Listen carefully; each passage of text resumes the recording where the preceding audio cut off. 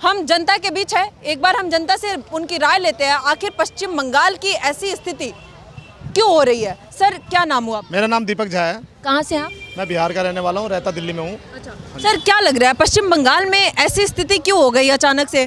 मुस्लिम वहाँ प्रदर्शन तो कर रहे हैं, लेकिन क्या जरूरी है हिंसा होना प्रदर्शन? अब ये तो सेकुलर का पाठ पढ़े हुए हिंदू हैं, उनके लिए एक सबक है कि कहाँ गया भाईचारा, कहाँ गया भैया संविधान, कहाँ गया? जो कहते थे कि भाई हम भाईचारा और देश में शांति अमन चाहते हैं, वो कहाँ है? वो मुसलमान निकल के आए और बचाने क्यों नहीं पहुंचे थे मुर्शिदाबाद में? ये कहीं ना तो कहीं आग लगाई हुई, जो आज शांति तरीके से जो है बिल पास हुआ है, और इनको कहीं ना तो कहीं अब मोटे मोटे पिछवाड़े वालों को ये डर है कि भैया अब ये बिल पास हो गया तो अब जो ज़मीनें हमने हथियाई हुई हैं ये कहीं ना तो कहीं हमारे कब्जे से निकाल ली जाएंगी, और जो मोटी मोटी कमाइयाँ ये कर रहे थे, ये उनको डर है कि कहीं ना तो कहीं अब भारत में कहीं ना तो कहीं एक उग्र माहौल लाना चाहते हैं और आगजनी करवाना चाहते हैं। ममता बनर्जी कह रही हैं कि ये अल्पसंख्यकों की जमीन छीनने के लिए, हड़पने के लिए सरकार ये कानून लेके आई है, लेकिन पश्चिम बंगाल में ऐसा हम नहीं होने देंगे, चाहे इसके लिए गोली भी खानी पड़े तो हम तैयार हैं। मैडम पहले बात तो ममता बानो को ये सोचना चाहिए कि अल्पसंख्यक की मुझे डेफिनेशन बता दें। अल्पसंख्यक वो होता है जो पूरी आबादी का 1 या 2% होता है। आज मुसलमान इस देश में 20 से 22% है, तो अल्पसंख्यक कहना छोड़ दें। ये माइनॉरिटी के नाम पे तमाम तरह के जो वजीफे और जो है इनको मददें दी जाती हैं, सरकार का खजाना खाली किया जाता है, हमारे टैक्स के पैसों से जो है ये कहा जाता है कि हम माइनॉरिटी को दे रहे हैं, तो ये माइनॉरिटी का पहली बात शब्द तो कहीं संविधान में लिखा हुआ नहीं है, तो ये ना बोलें। और माइनॉरिटी है नहीं मुसलमान, ये कहीं ना तो कोई फुद्दू बनाने वाली बातें हैं।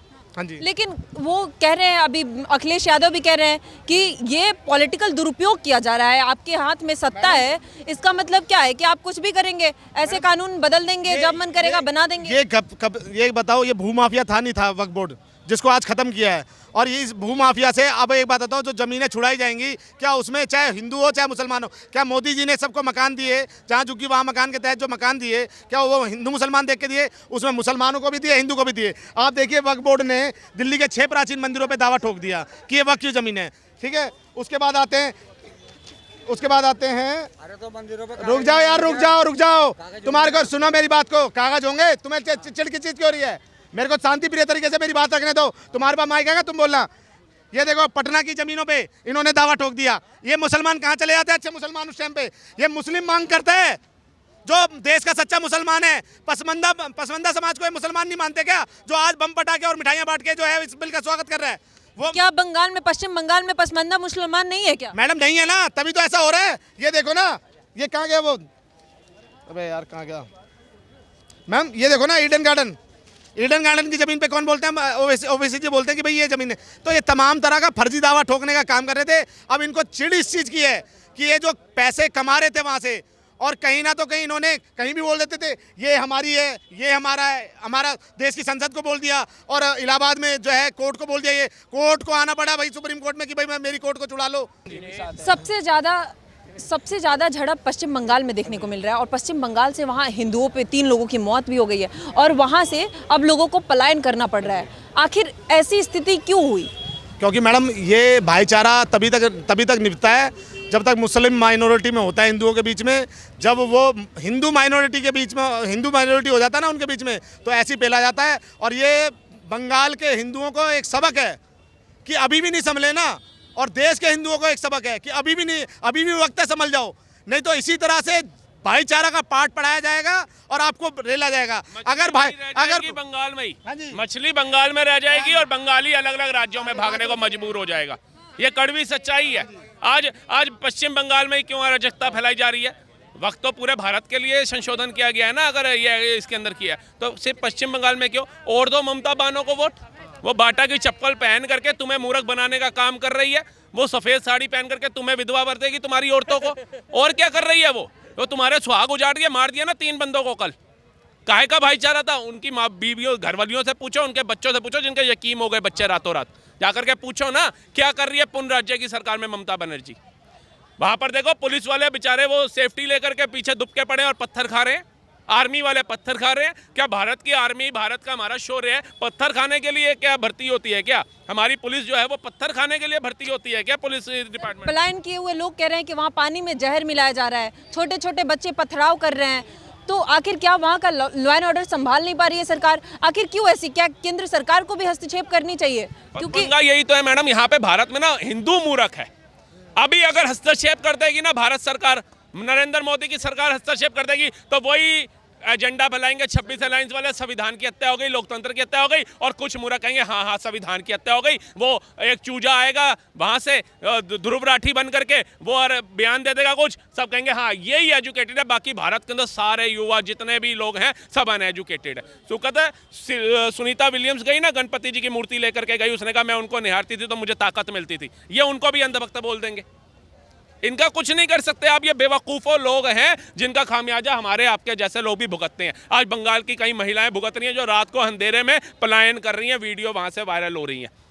आप बताइए मुर्शिदाबाद में हिंसा का कारण आपको क्या लगता है? क्योंकि वहाँ की सरकार कह रही है कि हम ये पश्चिम बंगाल में लागू नहीं होने देंगे, अल्पसंख्यकों की जमीन को हड़पने की जो केंद्र सरकार कोशिश कर रही है उसमें हम कामयाब नहीं होने देंगे। मैडम ये भारत के संविधान के रूप में इसको पारित किया गया है, ये लोकतंत्र के मंदिर में पारित हुआ है। इसको ममता नहीं, ममता की पूर्वजों को भी आकर के मानना पड़ेगा, ठीक है। और दूसरी बात रही अराजकता की कितनी फैला लोगे, कम से कम वहाँ के सोए हुए हिंदू अब तो जागेंगे, यूपी के जागे ना। यूपी 5000 से ज्यादा मुसलमान सड़क पे है सर, वो आएंगे।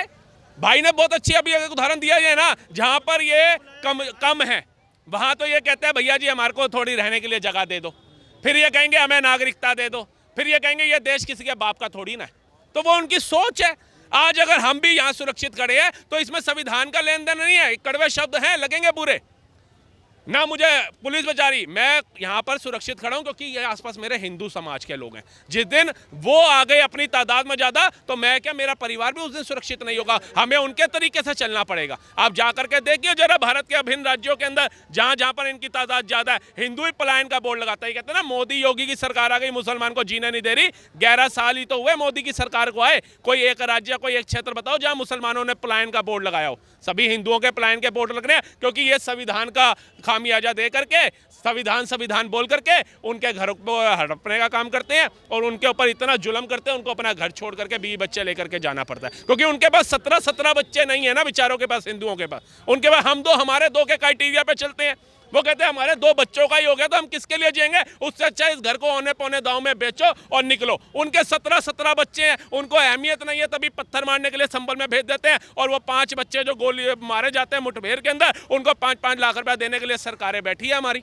बहराइच में नहीं गई, मिश्रा जी के घर नहीं गई, वो अयोध्या पावन नगरी के अंदर 12 साल की दलित बच्ची से बलात्कार करने वाला मोहिब खान उस बिटिया के घर में नहीं गए ये पैसा देने, उनके घर वालों को सहानुभूति देने कि सरकार आपके साथ है, मंत्री आपके साथ है, सांसद आपके साथ है। लेकिन संभल में जब पुलिस वालों को पत्थर मार रहे थे उनको 5-5 लाख रुपया देने ये जाते हैं। प्रधानमंत्री आवास के अंदर आतंकवादियों को बुला करके सम्मान ये देते हैं।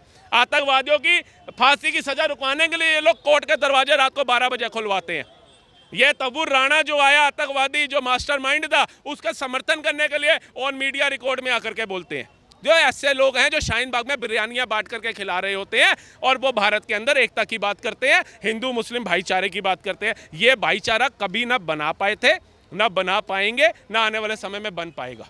अच्छा, ओवैसी जी हो या मुस्लिम पर्सनल लॉ बोर्ड हो, लगातार अभी भी मुसलमानों को सड़क पे आने के लिए अपील कर रहे हैं, कह रहे हैं यही वक्त है, आवाज़ उठाओ, देश में मुसलमानों को नहीं रहने दिया जाएगा, ये सरकार की साजिश है, हमारे ज़मीनें हड़पने की कोशिश हो रही है। एक ओबीसी की ज़मीन हड़पने की कोशिश हो रही होगी क्योंकि उसने ही सबसे ज़्यादा जो तथ्य निकल करके आ रहे हैं, जो आजकल वीडियो चल रही है उसमें बताया जा रहा है ओबीसी कितने लाख एकड़ ज़मीन तो कब्जा के बैठा है। और जब ये संशोधन नहीं हुआ था उससे पहले ओबीसी ने खुद माइक पे आकर के बोला ऑन रिकॉर्ड कि है मुसलमानों 1 लाख समथिंग करोड़ एकड़ जमीन के पेपर नहीं है मुसलमानों के पास, तुम्हारा कब्रिस्तान खा जाएंगे, तुम्हारी मस्जिदें खा जाएंगे, तुम्हारे मदरसे खा जाएंगे, बाहर निकलो।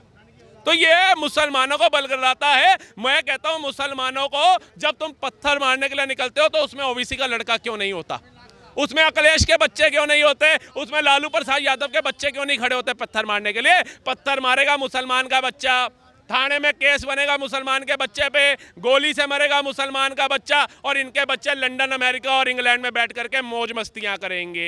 वो बड़ी बड़ी लग्जरी गाड़ियां फरारी जैसी चलाएंगे, वो प्राइवेट जेटों की उड़ानें भरेंगे और गरीब मुसलमान का लड़का वो कल भी मर रहा था इनकी राजनीति में, आज भी मर रहा है और आने वाले समय में भी मरता रहेगा। तेजस्वी यादव अभी भी कह रहे हैं हमारी सरकार आएगी बिहार में, उसके बाद इस बिल को हम लागू ही नहीं होने देंगे, कूड़ेदान में डाल देंगे। अरे सरकार तुम्हारी लाएगा कौन, मैं आपको लिख के दे रहा हूँ। वो सीमा हैदर जो था था ना उसका वो पति लप्पू सा सचिन, वो बाप बन गया, लेकिन तेजस्वी यादव सीएम नहीं बनेगा। मैं आपको बता रहा हूँ, एक पल के लिए वो बाप बन गया, 5वें बच्चे को उन्हें जन्म दे दिया भारत के अंदर आकर के सीमा, लेकिन ये नहीं बनेगा। उसके बाद दूसरी पे आ जाओ, जो लालू प्रसाद यादव चीफ मिनिस्टर होकर के, रेल मिनिस्टर होकर के, उसकी धर्म पत्नी भी चीफ मिनिस्टर होकर के अपने बेटे को 9वीं नहीं पास करा पाए, वो बिहार को चलाएंगे। जिनका बेटा दूसरा वो तेज प्रताप यादव, जिसको डस्टबिन नहीं बोलना था डस्टबिन बोल रहा है, जिसको CFL नहीं बोलना था बिल बोल रहा है, बिल BIL बोल रहा है, CFL के स्पेलिंग, वो चलाएगा। जो दरोगा को कह रहे हैं, दरोगा होली पे ठुमका लगाओ जरा इस गाने पे, नहीं तो सस्पेंड कर देंगे, वो बिहार को चलाएंगे। जो लोकसभा चुनाव में अपने कार्यकर्ताओं को लात मार के स्टेज से भगा रहा है, वो बिहार को चलाएगा। जिनके पिताजी ने 15 साल राज किया बिहार के ऊपर, एक एम्स नहीं बना पाए, दिल्ली के एम्स में आकर के लेटना पड़ रहा है, वो बिहार को चलाएंगे। बिहार में चुनाव भी है सर, और JDU से कुछ नेता इस्तीफा भी दे रहे हैं, मुस्लिम नेता, तो चुनाव में इसका असर हो सकता है? क्यों हो सकता है मैडम? आज तक तो बताया जा रहा था ये दलित है, ये ठाकुर है, ये राजपूत है, ये बनिया है, ये SC है, ये ST है, ये आदिवासी है, ये पिछड़ा है, ये अति पिछड़ा है। आज अगर नरेंद्र मोदी की सरकार ने लोकतंत्र के मंदिर में बता दिया भैया वक्फ बोर्ड में तो पसबंदिये भी आएंगे, पिछड़े भी आएंगे, बोहरा भी आएंगे, सिया सुन्नी दोनों आएंगे, और मुस्लिम महिलाएं भी आएंगी, उन्होंने इनका जाति वर्णन कर दिया, तो ये तमाम तरह का फर्जी दावा, ये भूमाफिया है। जिस वक्त के बाद वक्फ बोर्ड के पास 1947 में 30,000 एकड़ लैंड थी, ठीक है, आज मौजूदा हमें कितना पता था कि 9,74,000 एकड़ जमीन है, और अभी देश के गृह मंत्री अमित शाह जी ने संसद में खड़े होकर बोला कि ये 39 लाख एकड़ जमीन को कहते हैं कि ये हमारी जमीन है। तो कहाँ से आई भैया? कहीं तो थमो। एक जगह कहते हो कि हम देश को संविधान से चलना चाहिए, एक जगह अपना ये जो है ये सरिया कानून लेके आ जाते। अरे तो भाई किस तरह से चलना चाहते हो उस तरह से बताओ ना।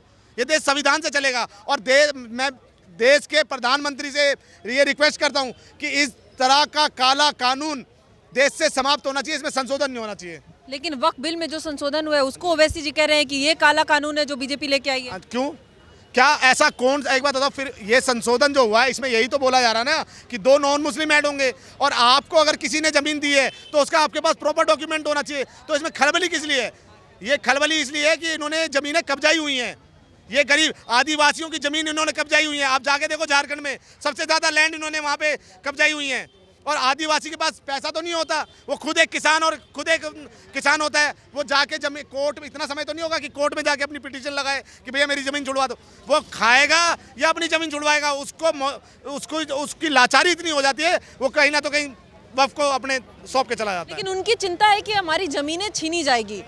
हर मुसलमान की ये चिंता है कि हमारी ज़मीनें छीनी जाएगी, वो मंदिर मस्जिद हो या मदरसा हो या फिर कब्रिस्तान हो, सरकार इसको लेगी, बड़े लोगों में बांटने का काम करेगी। मैडम एक बात बताओ, आप मुझे बताओ संविधान में कहीं भी आप लिखा हुआ दिखा दो WAQF शब्द, ये वक्फ बोर्ड कहीं शब्द नहीं लिखा हुआ। ये तो नेहरू की चाल थी, 1954 में नेहरू ने एक चाल खेली जिसके तहत उसको ये वक्फ एक्ट बनाया गया, ठीक है। ये बिल नहीं है, ये एक्ट जो नेहरू द्वारा बनाया गया। 1965 में इंदिरा के टाइम पे इनको शक्तियाँ दी गई, और 1992 में PV नरसिम्हा राव के द्वारा जो है अथा पावरें देगी, और जो 2013 में मनमोहन सिंह के टाइम जो है इनको 123 प्राइम लोकेशन की प्रॉपर्टी आपने सुना होगा कि वो देके गई। तो तमाम तरह का ऐसा ये फर्जी ढोंग इन्होंने खेलने की, ये कांग्रेस का एक तुष्टीकरण का एक चाल था जो देश को इस्लामीकरण की ओर धकेल रहा था। लेकिन वही AIMM कह रहा है, ओवैसी जी कह रहे हैं कि ये आप हमारे धर्म में हस्तक्षेप करने के लिए हिंदू को शामिल कर रहे हो, क्या जरूरत है? वो क्या समझेंगे मुसलमानों? जो मुखिया है ना, उनकी भी उन्होंने भी 3,000 एकड़ की जो जमीन हड़प रखी है, और जिसपे बड़े बड़े अपने मॉल बना रखे हैं और जो है बड़े बड़े ऑफिस बना रखे हैं। इनको घबराहट उस चीज़ की है कि जब वक्फ का आज बिल पास हो गया ना, ये तमाम तरह का ये जो उपदर्द भारत में मचाने की सोच रहे हैं। ये 370 के टाइम पे कहते थे कि भाई 370 पास होगी तो खून की नदियाँ बह जाएगी, CA/NRC आ जाएगा तो जो है लोगों की नागरिकता चली जाएगी। कुछ भी नहीं हुआ मैडम। ये देश का जो समझदार मुसलमान है ना, वो कहीं ना तो कहीं मोदी जी के साथ है, और मोदी की नीतियों से खुश है वो।